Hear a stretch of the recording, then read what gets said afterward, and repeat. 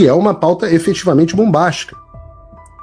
Ontem à noite, já tarde da noite, certamente mais tarde no Brasil do que nos Estados Unidos, eu recebo uma mensagem de uma pessoa de uma alta posição dizendo: Olavo é do Carvalho, melhor canal de corte do YouTube.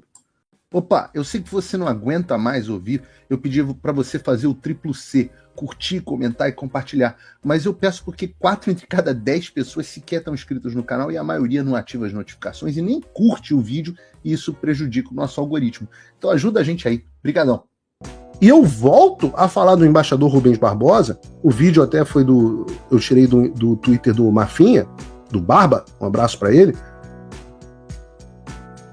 onde o embaixador Rubens Barbosa demonstra que o Brasil está ficando isolado.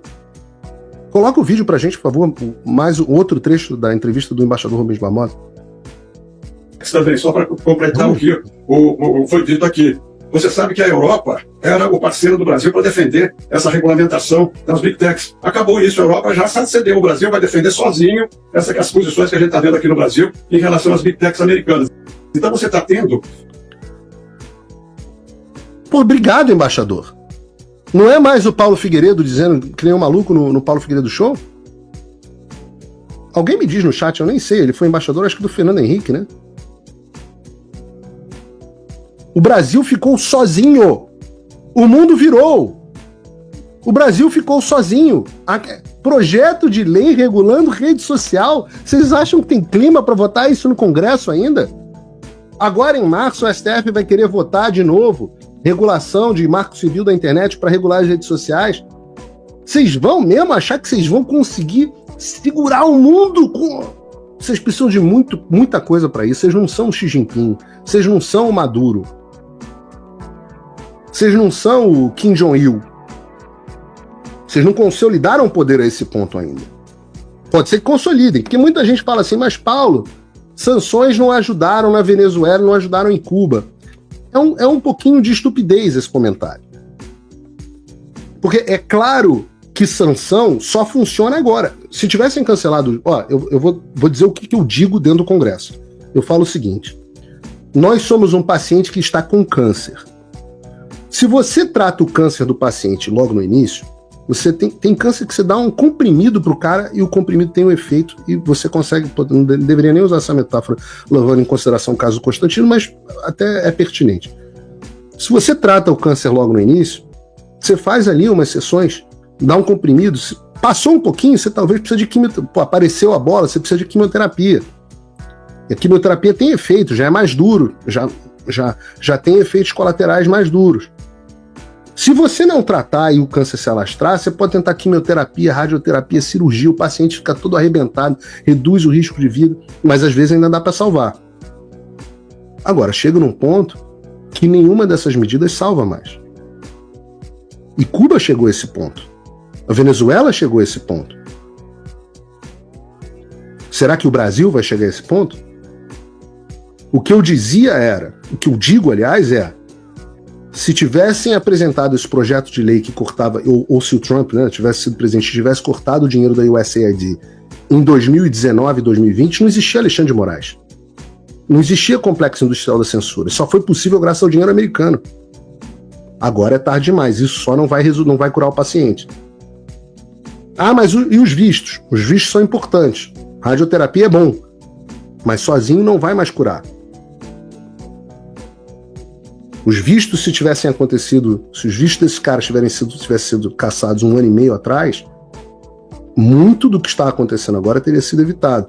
Não foi. Agora nós temos sanções OFAC.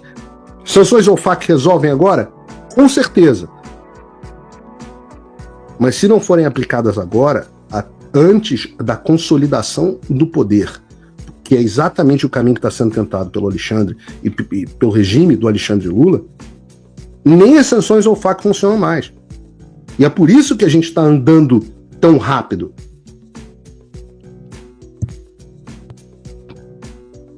Continua aqui o vídeo, deixa eu botar. uma abertura de frentes que não para. Esse último ponto que você falou, essa declaração do presidente, vai ser lida como uma declaração contra os americanos, porque o presidente sabe que não há recurso a organismos multilaterais, porque a OMC sumiu do mapa, não há. E o Brasil não tem... O Lula é um dinossauro. Ele tá fazendo, a referência que ele está fazendo foi a frase do Lula que diz o seguinte: a reforma da arquitetura multilateral de paz e segurança é inadiável. O uso do unilateralismo solapa a ordem internacional. Quem aposta no caos e na imprevisibilidade se afasta dos compromissos coletivos que a humanidade precisa urgentemente assumir. Negociar com base na lei do mais forte é um atalho perigoso para a instabilidade e a guerra. Frente à polarização e à ameaça de fragmentação e a defesa consistente do multilateralismo é o único caminho que devemos trilhar. E essa estupidez parece ter sido escrita pelo Celso Amorim. E foi repetida pelo Lula. E o embaixador está dizendo... contrário da Europa, que já ameaçou não, que já informou que vai reagir, nós não temos aqui no Brasil mecanismos de defesa comercial para a gente se contrapor a essas medidas americanas, porque o Brasil, nesses últimos 20 anos, sempre recorreu, na defesa comercial, aos organismos multilaterais. Essa declaração do presidente hoje é totalmente fora de foco, porque não existe isso que ele falou, que vai recorrer aos organismos multilaterais, não existe isso. Pode recorrer e não acontecerá nada, e nós não temos meios de responder como a Europa terá e vai fazer uma resposta às medidas americanas. Então, eu acho... Tem uma frase boa que reflete, é uma frase de um grande poeta brasileiro que reflete esse momento com precisão. A frase é a seguinte: perdeu, mané. Não amola. Você perguntou se o Brasil, qual era o tamanho do alvo. Eu acho que até hoje, era um alvo menor, mas a partir de hoje passou a ser um alvo maior, porque o Brasil introduziu esse componente político no relacionamento bilateral. Se você acompanha o meu conteúdo e quer que ele continue no ar, considere apoiar. Com pouco mais de $5 por mês, você já faz a diferença. É rápido. Entre em www.paulofigueiredoshow.com/apoie, use o cupom da descrição e estamos resolvidos. Valeu! Esse embaixador é de uma lucidez impressionante. De fato, o Brasil está na linha de frente. E o Brasil é fruto de um mundo que acabou. Vocês começam a ver Bill Gates na casa do Trump, Mark Zuckerberg na casa do Trump, Mark Zuckerberg fazendo jiu-jitsu. Ficou para trás.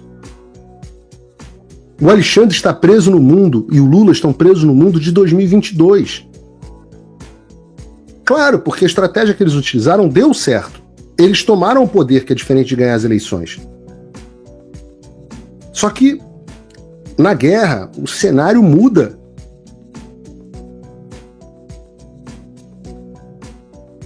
A onda que eles estavam surfando acabou. Isso que a gente já falou é evidente. Vejam, por exemplo, o posicionamento. Eu citei aqui Mark Zuckerberg, citei Bill Gates, citei, obviamente, a mudança do Elon Musk no X, eu tô vendo. Mas vejam o posicionamento do Jeff Bezos, democrata, assim, absolutamente de esquerda, acho que o segundo homem mais rico do mundo, e dono tanto da Amazon como do jornal, conhecido por ser o jornal de ultra-esquerda dos Estados Unidos, o grande defensor da censura, que vinha minguando e desaparecendo e se tornando cada vez menos crível, que é o Washington Post. E o Jeff Bezos publicou ontem o seguinte tweet: compartilhei esta nota com a equipe do Washington Post nessa manhã. Estou escrevendo para informá-los sobre uma mudança que ocorrerá em nossas páginas de opinião. Escreveremos todos os dias em apoio à defesa de 2 pilares: liberdades individuais e livre mercado. Obviamente cobriremos outros temas, mas pontos de vista que se oponham a esses pilares ficarão para ser publicados por outros. Jeff Bezos. Atenção, mídia brasileira. Sou dos Estados Unidos e pelos Estados Unidos e tenho orgulho disso. Nosso país não chegou até aqui sendo comum. E uma grande parte do sucesso da América tem sido a liberdade, tanto na esfera econômica quanto em todas as outras. A liberdade é ética, minimiza a coerção. e prática, impulsiona a criatividade, a inovação e a prosperidade. Claro, eu, por exemplo, inovo no setor de mídia. A gente tem um programa aqui no Paulo Figueiredo Show que ninguém mais tem, e eu não estou no Brasil.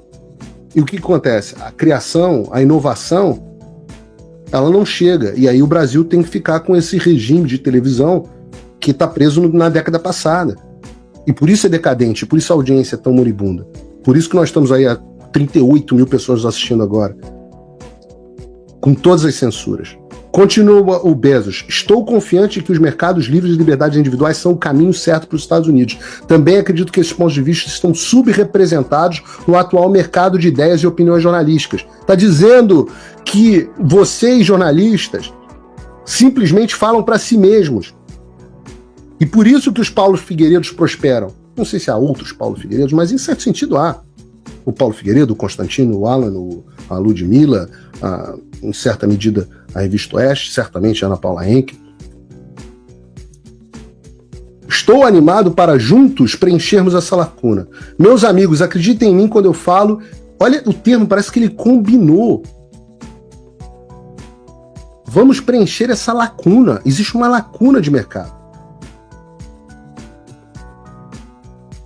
O Washington Post, o jornal queridinho da esquerda, abandonou a pauta da censura.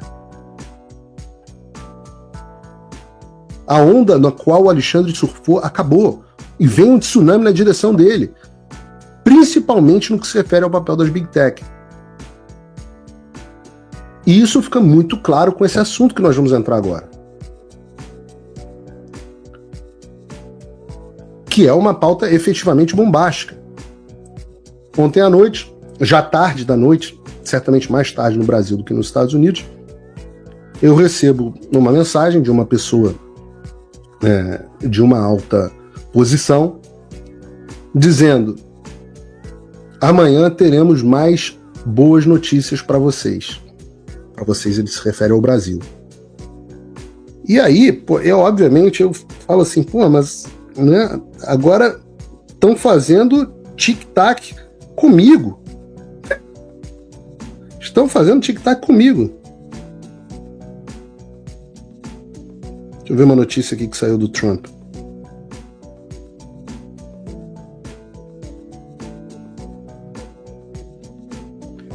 Vou ver se a gente consegue botar essa notícia aqui. Vou pedir pro pessoal da pauta avaliar. Mais notícias sobre esse assunto. Mas eu brinquei, estão fazendo tic-tac comigo. Nem eu sabia do que ele falava. Ele falou, olha, eu só vou poder te falar amanhã. E eu já sabia que o que ele ia me falar aconteceria, mas eu não sabia que ia agora. E o que de fato aconteceu? O Comitê Judiciário da Câmara dos Representantes simplesmente intimou todas as grandes redes de tecnologia a apresentarem as ordens, as comunicações dessas empresas com os governos estrangeiros relacionados à censura de conteúdo. Agora, tenham em mente, quando a gente for ler essa notícia aqui, que o Jim Jordan é muito próximo ao Trump. Tenham isso em mente. Isso não estaria acontecendo sem o aval do presidente Trump.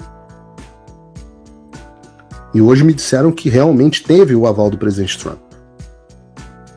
Então a gente está vendo os acontecimentos se desdobrarem. O fato é que o presidente do Comitê Judiciário da Câmara dos Representantes dos Estados Unidos, Jim Jordan, que é um republicano de Ohio, com quem também estive na semana retrasada, ele emitiu hoje intimações judiciais, que são as supinas, para as 8 gigantes de tecnologia americana: Google, Amazon, Apple, Meta, Microsoft, Rumble, banido no Brasil, TikTok e X, exigindo todas as comunicações dessas empresas com governos estrangeiros relacionados à censura de conteúdo. Não só as ordens dos governos estrangeiros, mas os e-mails, as comunicações com os advogados, todas. É uma intimação do Congresso dos Estados Unidos. Intimação do Congresso dos Estados Unidos tem valor jurídico obrigatório. É intimação legal. são cumpridas, têm que ser cumpridas pelas empresas, ou as empresas são responsabilizadas. Trump voltou à presidência, e isso é um alívio, sem dúvida. Mas o que isso muda no Brasil? Nada, se ninguém fizer nada. A verdade é que a esperança não pode virar passividade. As coisas não vão se resolver sozinhas, e muito menos com textão e xingamento nas redes sociais. Não espere que alguém venha salvar o país por você. Se você não agir, ninguém vai. Eu estou fazendo a minha parte. Eu larguei tudo para me dedicar a isso. Mas sem apoio, esse trabalho simplesmente não continua. Quer saber como pode ajudar sem sair da sua rotina, sem sair da sua vida? Simples. Apoie quem está na linha de frente. Acesse www.paulofigueiredoshow.com/apoie e com apenas $5 por mês você mantém esse trabalho vivo. Se você puder mais, considere a possibilidade de se tornar meu patrono Gold e tenha acesso ao meu grupo privado no WhatsApp, onde você participa das discussões que guiam o conteúdo e muito mais. A diferença entre quem só assiste e quem faz parte da mudança é a atitude. Façam o tal do triplo C. Curta, comenta, porque a integração do chat ajuda muito, e compartilhe. Você pode fazer essas 3 coisas que ajudam o algoritmo a aparecer. Mas eu não estou brincando não, pessoal. Dá uma paradinha agora de 1 segundo e clica no joinha, que às vezes você sabe, a pessoa já está acostumada a ouvir isso. Não, é importante que você faça isso, porque se você não fizer, inclusive atrapalha o vídeo. Parece que o vídeo é menos relevante.